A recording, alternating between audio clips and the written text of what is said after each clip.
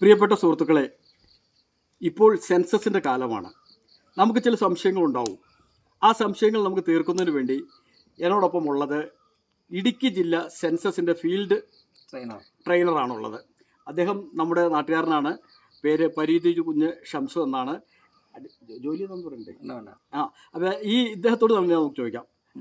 സാറേ, ഈ നമ്മുടെ ചാനലിലേക്ക് വന്നതിൽ സന്തോഷം. സെൻസസിനെ കുറിച്ച് ഇപ്പൊ നടന്നുകൊണ്ടിരിക്കുന്ന കാര്യങ്ങൾ, ഈ സെൽഫ് എന്യൂമറേഷൻ അതെന്താണെന്ന് പറയാമോ? നമ്മുടെ രാജ്യം 16ാമത് സെൻസസ് പ്രക്രിയക്ക് തുടക്കം കുറിച്ച് കഴിഞ്ഞു. ഈ സെൻസസിന് 2 ഘട്ടങ്ങളാണുള്ളത്. ഇപ്പോൾ 1ാമത്തെ ഘട്ടമാണ് ഇപ്പോൾ നടക്കുന്നത്. അതായത് house listing and house census, അതായത് വീട് പട്ടികയുടെ കണക്കെടുപ്പും വീടുകളുടെ കണക്കെടുപ്പുമാണ് നടന്നുകൊണ്ടിരിക്കുന്നത്. ഇത് രാജ്യത്ത് സെപ്റ്റംബറോടെ അവസാനിക്കുന്ന ഒരു ഘട്ടമാണ്. ഇതിൽ അത് പിന്നീടുള്ളത് 2027 ഫെബ്രുവരി 1-ാം തീയതി മുതൽ 28-ാം തീയതി വരെ നടക്കുന്ന പോപ്പുലേഷൻ എന്യൂമറേഷനാണ്. അതാണ് ജനസംഖ്യാ കണക്കെടുപ്പ് എന്ന് പറഞ്ഞത്. ഇപ്പൊ നടക്കുന്ന ജനസംഖ്യാ കണക്കെടുപ്പല്ല, നമ്മുടെ വീടുകളെ കുറിച്ചും നമ്മുടെ ഭൗതിക സാഹചര്യങ്ങൾ, ഈ രാജ്യത്തിന്റെ ഭൗതിക സാഹചര്യങ്ങൾ എന്ന് ഒറ്റയടിക്ക് പറയാം. അതായത് ആളുകളുടെ ആസ്തികളും ഇതിനെ കുറിച്ചൊക്കെ ഉള്ള ഒരു വീടുകളുടെ പട്ടിക തയ്യാറാക്കലാണ് ആദ്യഘട്ടം. അതായത് ഈ രാജ്യത്തുള്ള ഓരോ വീടുകളും എന്യൂമറേറ്റർ വന്ന് മാർക്ക് ചെയ്ത് ഇതിലുള്ള റോഡുകൾ, അവിടെയുള്ള പ്രധാനപ്പെട്ട ലാൻഡ്മാർക്കുകൾ, പള്ളി ഉണ്ടെങ്കിൽ പള്ളി, സ്കൂളുകള്, ആശുപത്രികള്, ഇങ്ങനെയുള്ളത് എല്ലാം രേഖപ്പെടുത്തി പോകും. അതാണ് വീട് പട്ടിക തയ്യാറാക്കൽ എന്ന് പറഞ്ഞാൽ. ഇത് കഴിഞ്ഞാൽ അവര് തന്നെ വന്നിട്ട് ഈ വീടുകളുടെ കണക്കെടുപ്പ് നടത്തും. അതിൽ 34 ചോദ്യങ്ങളാണുള്ളത്. ഇതാണ് സെൻസസിന്റെ 1-ാം ഘട്ടം. 2-ാം ഘട്ടമാണ് നമ്മൾ പറയുന്നത് 2027 ഫെബ്രുവരി 1 മുതൽ 28 വരെ നടക്കുന്ന പോപ്പുലേഷൻ എന്യൂമറേഷൻ, കണക്കെടുപ്പാണ്. അന്നേരമാണ് ഈ രാജ്യത്ത് എന്തോരം ആളുകളുണ്ടെന്നും അവരെ കുറിച്ചുള്ള മറ്റു കാര്യങ്ങൾ, ആ ചോദ്യങ്ങൾ എന്തൊക്കെയാണെന്ന് ഇതുവരെ ആയിട്ടില്ല. അതിന്റെ ഡിസ്കഷൻ നടക്കാൻ എന്തൊക്കെ ചോദ്യം ചോദിക്കുന്നതാണ്. ഇപ്പൊ പറഞ്ഞിരിക്കുന്ന 34 ചോദ്യങ്ങൾ ഇന്ത്യ ഗവൺമെന്റ് ഗസറ്റിൽ വിജ്ഞാപനം ചെയ്ത ചോദ്യങ്ങളാണ്. ഈ ചോദ്യങ്ങൾക്ക് ഈ 34 ചോദ്യങ്ങൾ ചോദിക്കാൻ എന്യൂമറേറ്റർ ബാധ്യസ്ഥരാണ്. അതേപോലെ തന്നെ ഇതിന്റെ ഉത്തരം നൽകാൻ ഓരോ പൗരനും നിയമപരമായി കടമപ്പെട്ടാണ്. ഒരു എന്യൂമറേറ്റർ വരുമ്പോൾ പറയുവാണ്, നിങ്ങളുടെ വീട്ടിൽ TV ഉണ്ടോ എന്ന് ചോദിച്ചു കഴിഞ്ഞാൽ ഇത് പറയാൻ ഞാൻ പറയില്ല എന്ന് പറയാൻ പറ്റില്ല. കാരണം ഇത് ഗസറ്റ് വിജ്ഞാപനം ചെയ്ത് ഇത് ആവശ്യപ്പെട്ടിരിക്കുന്നതാണ്. എല്ലാവരും ഇവർ ചോദിക്കുന്നത് നമ്മുടെ ബാധ്യതയാണ്. ഇല്ലെങ്കിൽ നിയമ നടപടികൾ വരെ സ്വീകരിക്കാൻ സർക്കാർ അധികാരമുണ്ട്. പിഴ ചുമത്താനും മറ്റ് ശിക്ഷകൾ. എന്യൂമറേറ്റർ ചോദിക്കുന്ന കാര്യങ്ങൾ കൃത്യമായി പറയുക, ഹൈഡ് ചെയ്യരുത്. അങ്ങനെ അതുപോലെ തന്നെ എന്യൂമറേറ്റർക്കും ബാധ്യതയുണ്ട്. ചോദിക്കണം. അതുപോലെ തന്നെ ഈ നമ്മുടെ പൗരൻ നൽകിയത് അതുപോലെ തന്നെ രേഖപ്പെടുത്തുകയും ചെയ്യണം. അതായത് അയാളുടെ ഇഷ്ടപ്രകാരം പോകാൻ പറ്റില്ല, അല്ലെങ്കിൽ അവർക്കെതിരെ നടപടി എടുക്കും. ഉദാഹരണത്തിന് ചോദിക്കുന്ന ഒരു ചോദ്യം ചോദിച്ചേ. ഉദാഹരണത്തിന് വീടിന്റെ ഇപ്പൊ ആദ്യം വരുന്നത് വീടിന്റെ അവസ്ഥകളെ കുറിച്ചിട്ടാണ്. അപ്പൊ അതില് നമ്മുടെ തറ എന്ത് വസ്തു കൊണ്ടാണ് നിർമ്മിക്കപ്പെട്ടിരിക്കുന്നത്? മാർബിൾ ആണോ, കല്ല് കൊണ്ടാണോ, മണ്ണാണോ എന്നുള്ള പലതരത്തിലുള്ള ഇതുണ്ട്. അപ്പൊ ഇവിടെ നമ്മൾ ചോദിക്കും. അവിടെയും പല വീടുകളും കാണുന്ന ഒരു പ്രത്യേകതയുണ്ട്. ഈ വീടിന്റെ സിറ്റ് ഔട്ട് ടൈലാണ്, പക്ഷെ ഉള്ളിൽ ചിലപ്പോൾ കോൺക്രീറ്റ് ആയിരിക്കും, ചിലപ്പോൾ മണ്ണായിരിക്കും. അപ്പോ ഒരു കൺഫ്യൂഷൻ വരും. അപ്പൊ നമ്മൾ ആദ്യം കാണുന്നതല്ല എഴുതേണ്ടത്, കൂടുതൽ ഭാഗം, ആ വീടിന്റെ കൂടുതൽ ഭാഗം ഏത് മെറ്റീരിയൽ ആണോ ഉപയോഗിച്ചിരിക്കുന്നത് അതാണ് ഉപയോഗിക്കുന്നത്. ഇത് തന്നെയാണ് തറയ്ക്ക് വരുന്നതും ഭിത്തിക്ക് വരുന്നതും മേൽക്കൂരയ്ക്ക്. അപ്പൊ വീടിനെ സംബന്ധിച്ച് 3 ചോദ്യങ്ങൾ ഇവിടെ ഉണ്ട്.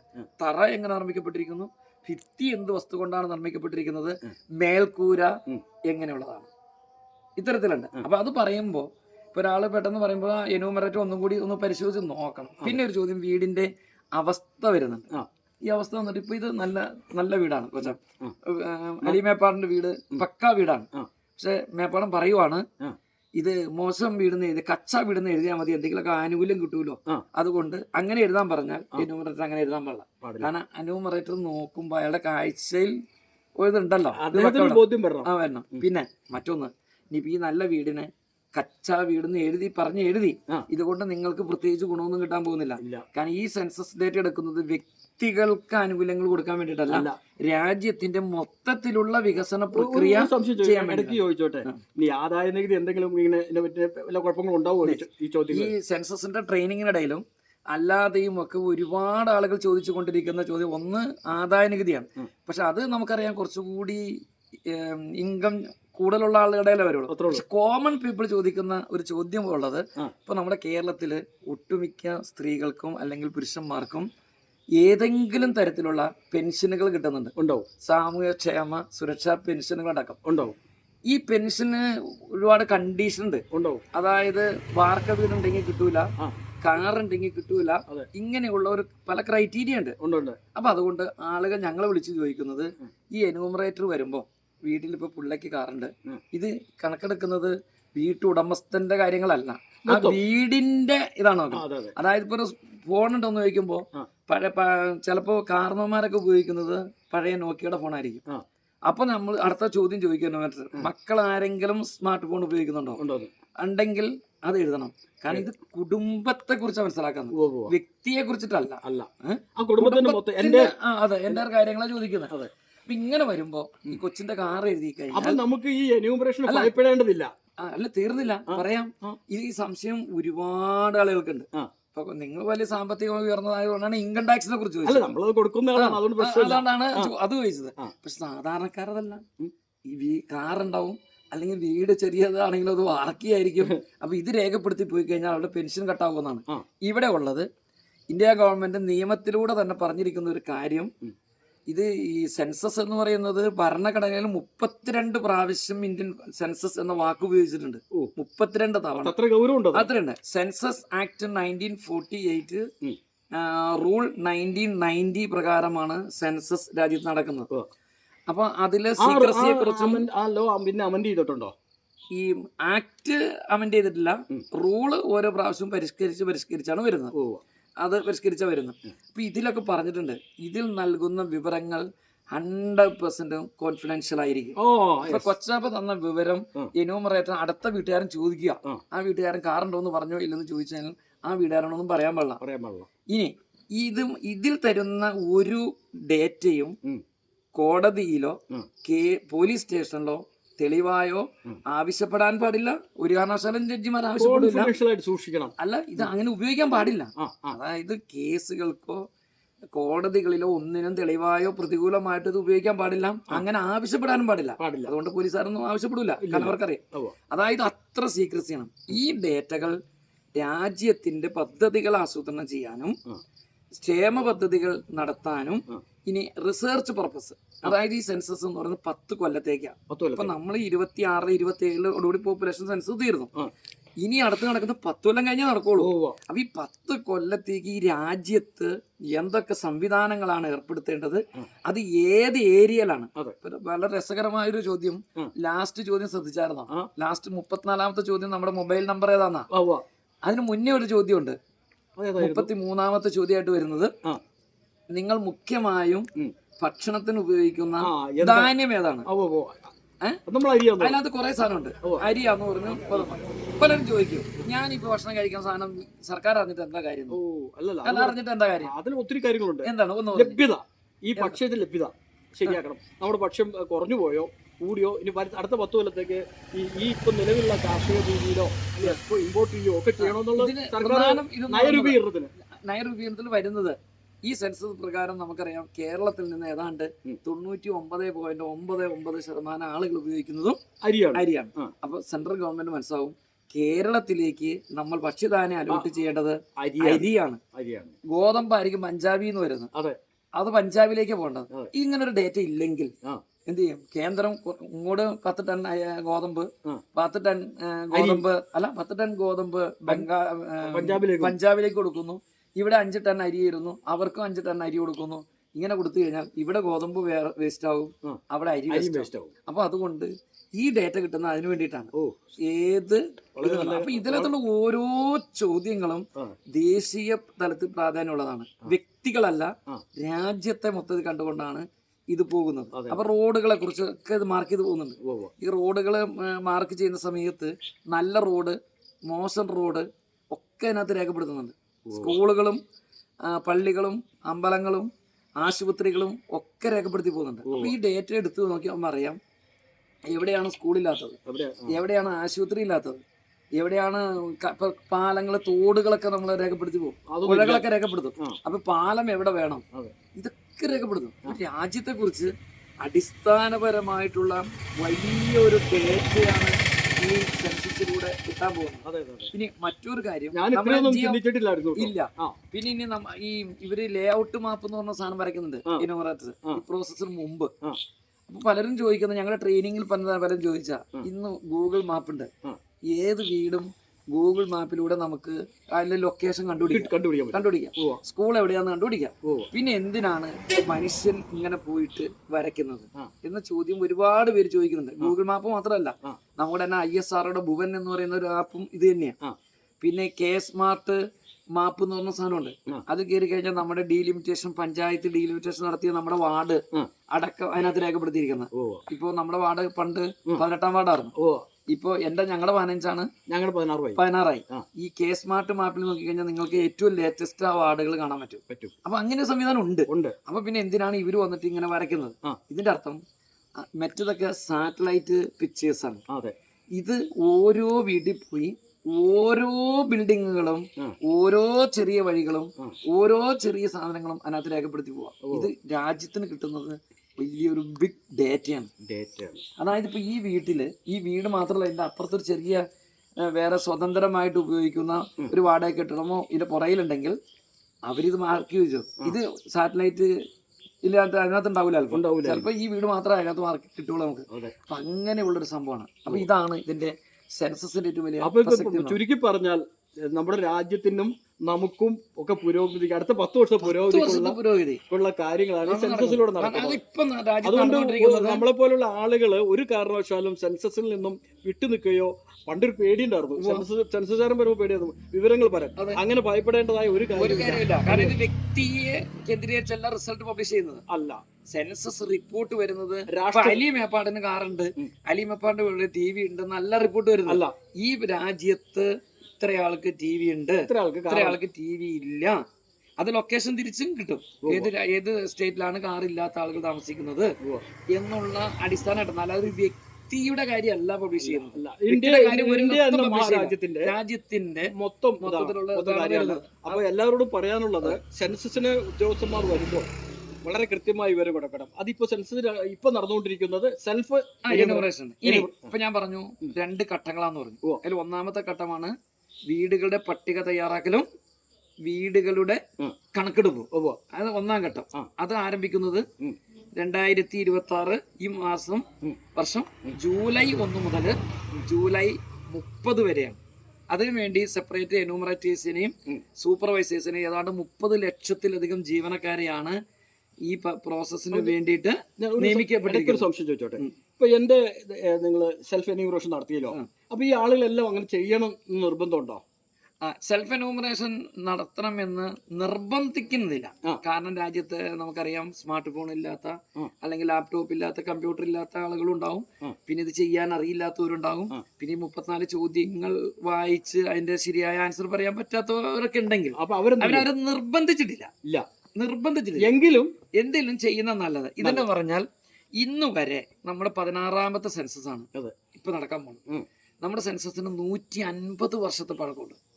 ഇന്ത്യയിൽ നടക്കുന്ന സെൻസസ് ബ്രിട്ടീഷുകാരുടെ കാലത്ത് 1872 ആദ്യത്തെ സെൻസസ് തുടങ്ങിയത്. അപ്പൊ ഇതിനിടയിൽ മുടങ്ങാതെ 10 വർഷം കൂടുമ്പോൾ നടന്നുകൊണ്ടിരുന്ന സെൻസസ് ആണ്.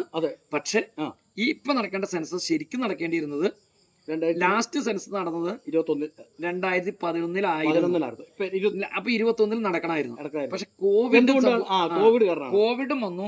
കോവിഡ് കഴിഞ്ഞിട്ട് രാജ്യത്ത് സംഭവിച്ചത് പാർലമെന്റ് ഇലക്ഷൻ അടക്കം രാജ്യത്തിന്റെ വിവിധ ഭാഗങ്ങളിൽ സംസ്ഥാന തെരഞ്ഞെടുപ്പുകളുടെ ഒരു പ്രളയമായിരുന്നു. അതുകൊണ്ടാണ് അത് വൈകിട്ട് ഇപ്പൊ 15 കൊല്ലത്തിന് ശേഷം, 10 പകരം 15 കൊല്ലമായപ്പോഴാണ് ഇതിന്റെ ഈ ഘട്ടം നടക്കുന്നത്.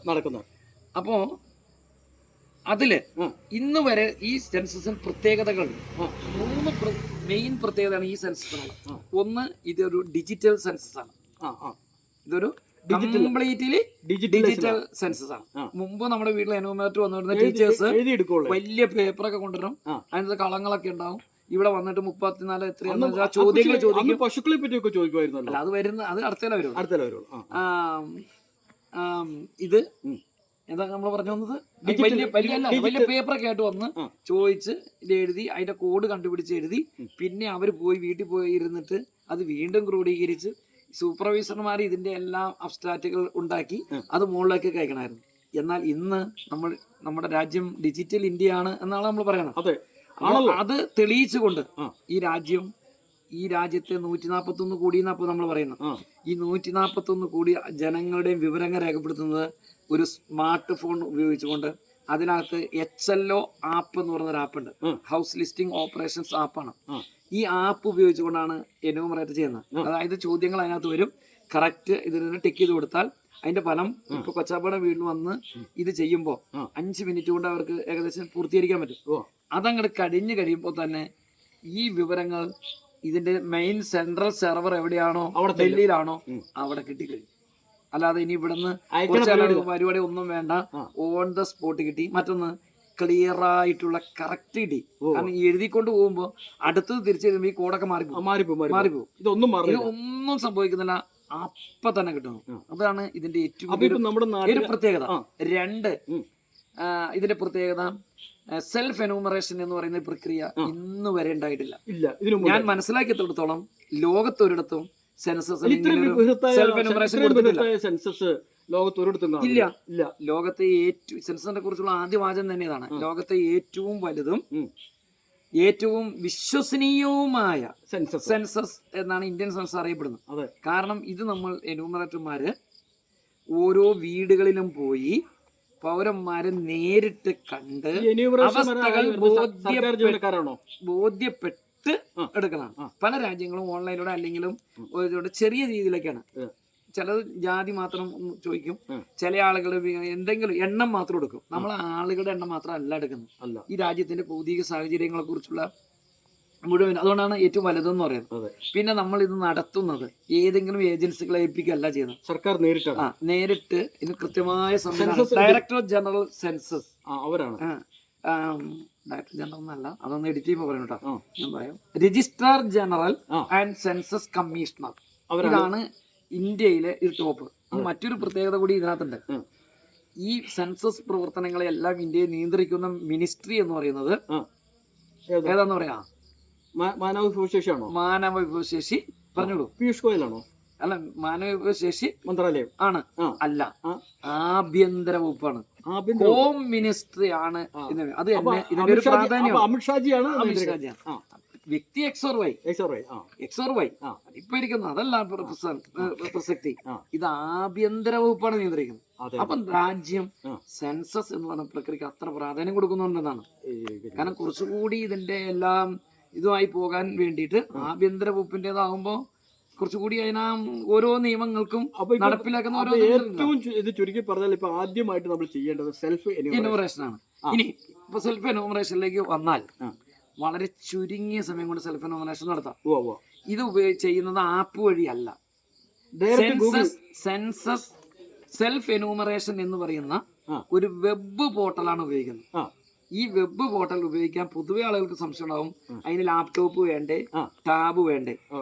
പൊതുവെ ആൾക്കാർ ചോദിക്കുന്ന വേണ്ട, മൊബൈൽ ഫോൺ ഉണ്ടായാൽ ഇപ്പൊ ഞാൻ ചെയ്തല്ല, മൊബൈൽ ഫോൺ മതി. ഈ ഒരു മൊബൈൽ ഫോണില് തന്നെ നമുക്ക് ഈ വെബ് പോർട്ടൽ വളരെ കൃത്യമായിട്ട് വർക്ക് ചെയ്യും. അപ്പൊ ഇതിലേക്ക് വേണ്ടത്, അപ്പൊ എന്തെങ്കിലും സംശയങ്ങൾ ഉണ്ടായപ്പോ എന്ത് ചെയ്യണം? സംശയങ്ങൾ ഉണ്ടായത് അത് നല്ലൊരു ചോദ്യമാണ്.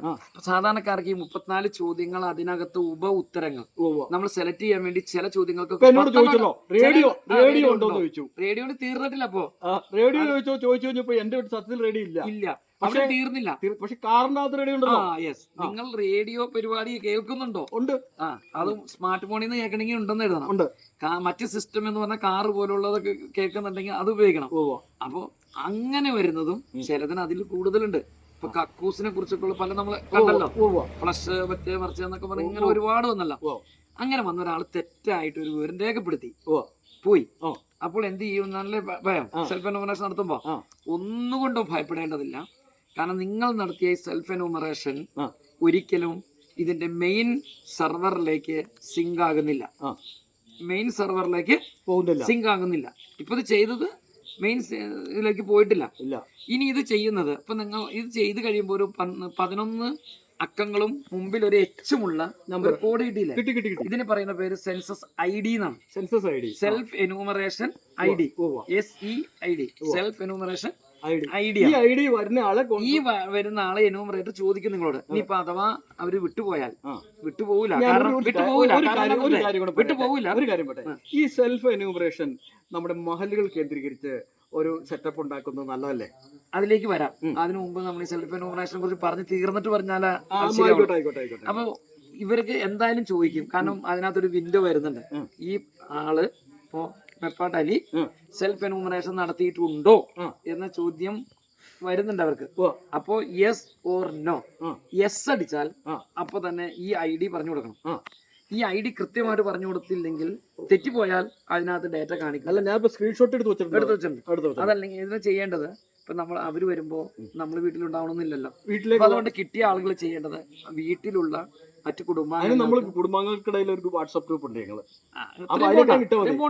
ഭാര്യ അടുത്ത് ഇരിക്കുമ്പോ അല്ല, അടുത്ത് ചെല്ലുമ്പോ തന്നെ പറയുക, ഇതാണ് നമ്മുടെ സെൽഫ് എന്യൂമറേഷൻ ID എന്ന് പറഞ്ഞ പേപ്പറിൽ എഴുതി എല്ലാവർക്കും കാണാവുന്ന ഭാഗത്ത് വച്ചേർന്നാലും മതി.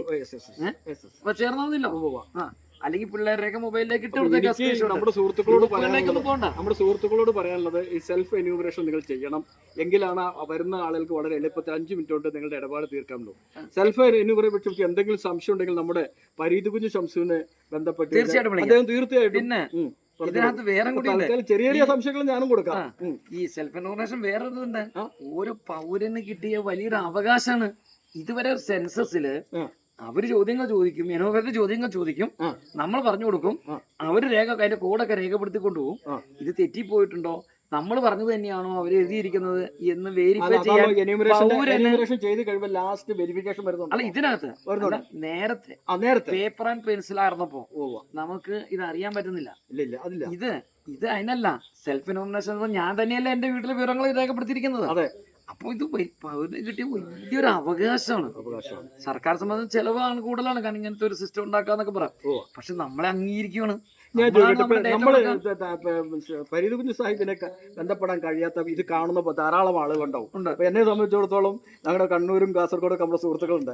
അവർക്കൊക്കെ സംശയം വന്നാൽ എന്ത് ചെയ്യും? ഇത് സർക്കാർ ഇതിന് ഗ്രൗണ്ട് ലെവലില് വലിയ സംവിധാനങ്ങൾ ഏർപ്പെടുത്തിയിട്ടുണ്ട്. ഇപ്പൊ ഞാൻ ഇടുക്കി ജില്ലയില് എന്യൂമറേറ്റേഴ്സും ഫീൽഡ് സൂപ്പർവൈസേഴ്സും ആയിട്ട് വരുന്ന ആളുകൾ അതിലൊരു 99% ടീച്ചേഴ്സാണ്.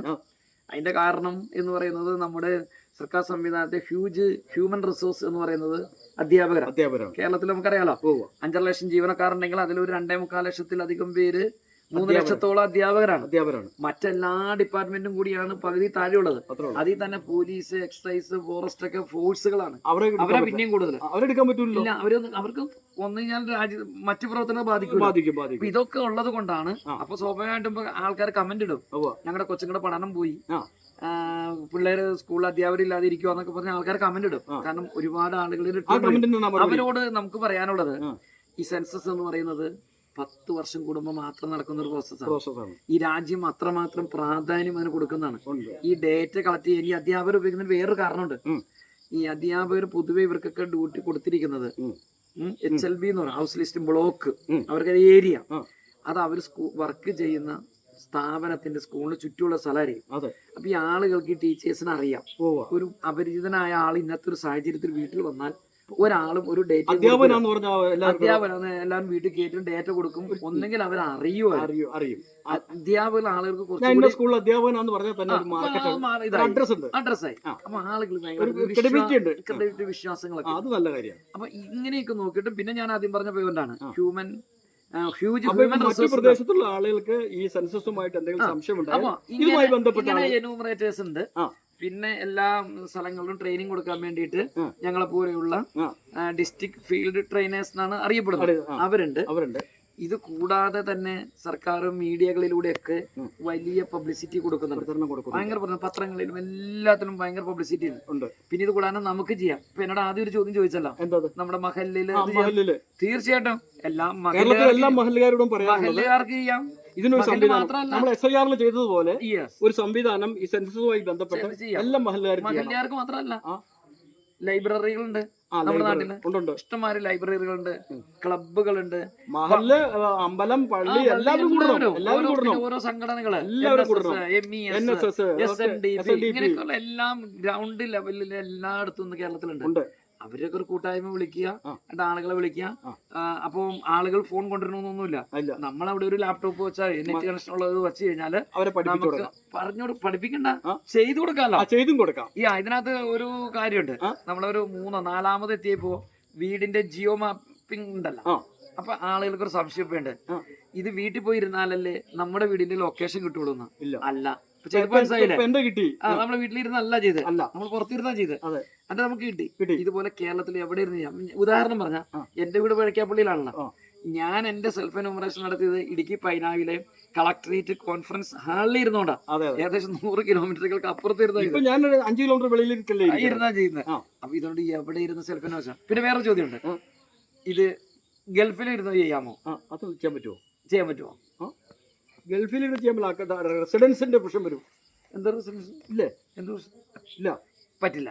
കാരണം രാജ്യം ഇതിന്റെ ഡേറ്റ സുരക്ഷിതത്തിന് വേണ്ടി ഇന്ത്യയുടെ പരിധിക്കുള്ളിൽ ഇരുന്നു കൊണ്ട് സെൽഫ് എന്യൂമറേഷൻ ചെയ്യാം. അതായത് കേരളത്തിലുള്ള ഒരാള് പ്രവാസികൾക്ക് മനസ്സിലാക്കേണ്ട അവിടെ ഇരുന്നോണ്ട് ചെയ്യാൻ പറ്റില്ല, അവരുടെ പേര് ചേർക്കാൻ പാടില്ല. പ്രവാസികളെ ഈ സെൻസസിൽ നിന്ന് നിലവിൽ ഒഴിവാക്കിയിരിക്കുകയാണ്. പ്രവാസികളെ കണക്ക് നമ്മൾ എടുക്കുന്നില്ല. ഇല്ല. പ്രവാസികളെ മാത്രമല്ല, ഈ വീട്ടില് ഇപ്പൊ മകൻ, ഇപ്പൊ എന്റെ മോൻ കോഴിക്കോട് ജോലി ചെയ്യുന്നത്. എന്റെ രണ്ടാമത്തെ മോള് ഗവൺമെന്റ് മെഡിക്കൽ വെല്ലൂര് പഠിക്കുകയാണ്, MBBS പഠിക്കുന്നത്. 5.5 കൊല്ലം അവിടെയാണ്. ഇപ്പൊ 2 കൊല്ലം കഴിഞ്ഞിട്ടേ ഉള്ളൂ. ഈ മോളെ എന്റെ വീട്ടിലെ അംഗമായിട്ട് ഈ സെൻസസ് കൂട്ടും. അവരവിടെ എടുക്കും. തമിഴ്നാട്ടിൽ വെല്ലൂര് ഈ ഇൻസ്റ്റിറ്റ്യൂഷൻസ്, ഹോസ്റ്റലുകളും ലോഡ്ജുകളും എല്ലാ സെൻസസിലും വരും, എല്ലാം വരും. അന്നേരം അവിടത്തെ ഹോസ്റ്റലിൽ പോകും. ഇതിനൊരു മാനദണ്ഡം പറഞ്ഞിരിക്കുന്നത്, 1 വർഷത്തിൽ ഓളമായി എവിടെയാണോ താമസിക്കുന്നത് അവിടെ നിങ്ങൾ സെൻസസ് എടുക്കും. ഇതുകൊണ്ട് വേറെ ഒന്നിനും ബാധകമാകുന്നില്ല. ഇത് ഈ സെൻസസ് ഡേറ്റ കുടുംബാംഗങ്ങളെ ബാധകമാകുന്നില്ല. നല്ല ചോദ്യമാണത്. ഷംസുദ്ദീൻ സാർ പറഞ്ഞതിൽ നിന്നും ഏകദേശം ഒരു 90% സംശയങ്ങൾ എനിക്ക് തീർന്നിട്ടുണ്ട്, നിങ്ങൾക്ക് തീർന്നു കാണുമെന്ന് കരുതുന്നു. ഇനി എന്തെങ്കിലും സംശയം ഉണ്ടെങ്കിൽ ഈ ഞങ്ങളുടെ ഈ വീഡിയോ പോസ്റ്റ് ചെയ്യുമ്പോൾ അതിന്റെ അടിയിൽ കമന്റ് ആയിട്ട് ഇടുക. അപ്പൊ ഷംസുദ്ദീൻ സാഹിബ് അത് തീർച്ചയായിട്ടും മറുപടി. പിന്നെ ചുരുക്കി പറയാനുള്ള, ഇത് ചെയ്യുന്നത് ഗൂഗിളിൽ നിങ്ങൾ സെൽഫ് എന്യൂമറേഷൻ എന്ന് അടിച്ചു കൊടുത്തു കഴിഞ്ഞാൽ ഒരു ലിങ്ക് വരും, അതിൽ കയറി ചെയ്താൽ മതി. എന്റെ ഒഫീഷ്യൽ വെബ്സൈറ്റ് എന്ന് പറഞ്ഞാൽ www.censusindia.gov.in. അതിൽ കയറി കഴിഞ്ഞാൽ സെൽഫ് എന്യൂമറേഷൻ എന്ന് പറയുന്ന ഒരു ഇന്റർഫേസ് കിട്ടും, അതിൽ കയറി ചെയ്യാം. അതല്ലെങ്കിൽ സെൽഫ് എന്യൂമറേഷന്റെ se.census.gov.in ഇതിൽ കയറിയാൽ മതി. വളരെ എളുപ്പത്തിൽ, വളരെ സിമ്പിളായി. നമുക്കൊരു മൊബൈൽ നമ്പർ ഉണ്ടായിരിക്കണം, കയ്യിലുണ്ടാവണം. കാരണം അതിനകത്ത് OTP വരും. അപ്പൊ സാറേ, നമ്മൾ ചേർക്കണം. ആ OTP നമ്മൾ കൊടുക്കണം. ഇത് കൊടുത്തു കഴിഞ്ഞാണ് മറ്റു കാര്യങ്ങളിലേക്കൊക്കെ പോകുന്നത്. അപ്പൊ ഏതായാലും സെൻസസിനെ കുറിച്ച് എല്ലാ സംശയങ്ങളൊന്നും ആർക്കും തീർന്നിട്ടുണ്ടാവില്ല, സംശയങ്ങൾ ഒരുപാടുണ്ടാവും. എന്നാലും എനിക്ക് പറയാനുള്ളത്, രാജ്യത്തിന്റെ സെൻസസിന്റെ പ്രാധാന്യം മനസ്സിലാക്കുമെന്ന്. സെൽഫ് എന്യൂമറേഷൻ എന്നത് നമുക്ക് കിട്ടിയിരിക്കുന്ന ഒരു പൗരന്റെ വലിയൊരു അവകാശമാണ്. സ്വന്തം വിവരങ്ങൾ ഞാൻ തന്നെ രേഖപ്പെടുത്തി എന്ന് പറയുമ്പോൾ അത് കിട്ടുന്ന അഭിമാനം വളരെ വലുതാണല്ലോ. അപ്പൊ എന്നിട്ട് പിന്നെയും പറഞ്ഞിട്ടുണ്ട്, തെറ്റിപ്പോയാൽ എന്ത് പറ്റും എന്നുള്ളതിന്റെ ഉത്തരം നമ്മൾ പറഞ്ഞില്ലാന്ന് തോന്നുന്നു. പ്രേക്ഷകർക്ക് സംശയം തെറ്റിപ്പോയിട്ടുണ്ടെങ്കിൽ ഒന്നുകൊണ്ട് നിങ്ങൾ ഭയപ്പെടേണ്ടതില്ല. എന്യൂമറേറ്റർ വന്നു കഴിയുമ്പോൾ എന്യൂമറേറ്റർ വരും. സെൽഫ് എന്യൂമറേഷൻ നടത്തിയാലും നടത്തിയില്ലെങ്കിലും എന്യൂമറേറ്റർ വീട്ടിൽ വരും. വീട്ടിൽ വന്നു കഴിയുമ്പോൾ അവര് ഈ സെൽഫ് എന്യൂമറേഷൻ ID അടിച്ചു കൊടുത്തു കഴിയുമ്പോൾ ആ വിവരങ്ങൾ ഓരോന്ന് ആയിട്ട് ഇതിനകത്ത് വരും. എവിടെയെങ്കിലും തെറ്റുണ്ടെങ്കിൽ അന്നേരം അവർക്ക് എഡിറ്റ് ചെയ്യാം. അത് എഡിറ്റ് ചെയ്ത് പൂർത്തീകരിച്ചതായിട്ട് അവർ വിടുമ്പോൾ മാത്രമേ ഈ ഡേറ്റ നമ്മുടെ സെൻട്രൽ സെർവറിലേക്ക് പോകുന്നുള്ളൂ. ഇപ്പൊ ഇവിടെ ഈ ആകാശത്ത് എവിടെയോ കിടക്കുകയാണ്. അപ്പൊ നമ്മളെ എടുത്ത 34 അവിടെ ചെന്നിട്ടില്ല. ഇത് അങ്ങനെ വായിൽ കിടക്കുകയാണ്, എവിടെയോ കിടക്കുകയാണ്, ഡേറ്റ എവിടെയോ കിടക്കുകയാണ്. അതൊരു എന്യൂമറേറ്റർ വന്നു കഴിയുമ്പോ അരിമേപ്പാടിന്റെ വീടുകളെ കുറിച്ചുള്ള ഈ വിവരങ്ങൾ ഭാരത സെൻസസിന്റെ മെയിൻ സെർവറിലേക്ക് സന്തോഷമുണ്ട്. അപ്പൊ കമന്റുകൾക്ക് മറുപടി കൊടുത്തോളാം. തീർച്ചയായിട്ടും.